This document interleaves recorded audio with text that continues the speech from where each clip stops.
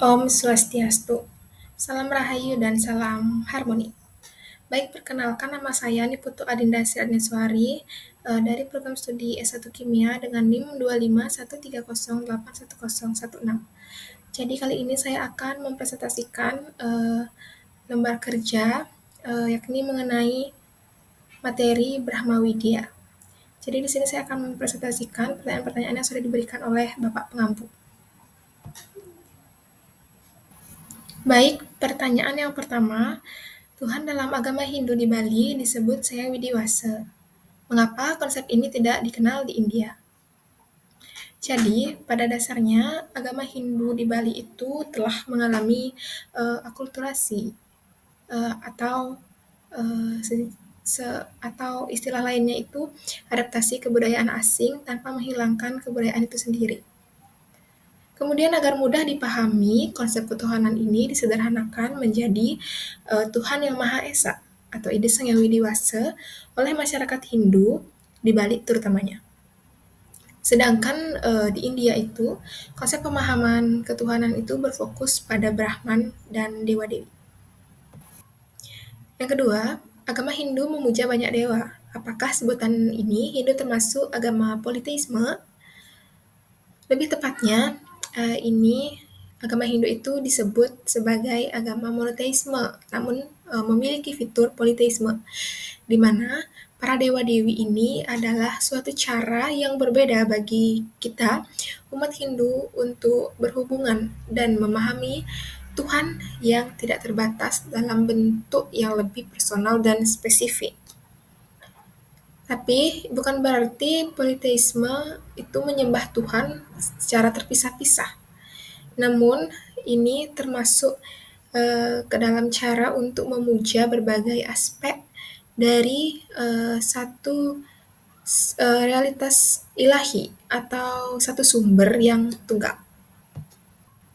Yang ketiga, agama Hindu mengandung suatu konsep filosofis yang disebut Brahman, yang sering didefinisikan sebagai kenyataan sejati, esensi bagi segala hal atau sukma alam semesta yang menjadi asal-usul serta sandaran bagi segala sesuatu dan fenomena di tataran konsep apa perbedaan Brahman dengan ide Sang Yang Widiwasa.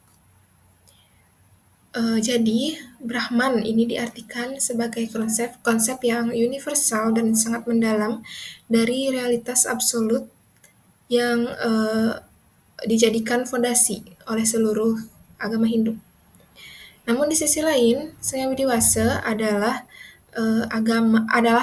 nama yang diberikan pada realitas absolut itu yang dikembangkan secara spesifik di Bali untuk tujuan penyatuan dan pemujaan yang lebih personal. Tetapi keduanya ini merupakan dua sisi dari poin yang berbeda dan merujuk pada Tuhan yang Maha Esa.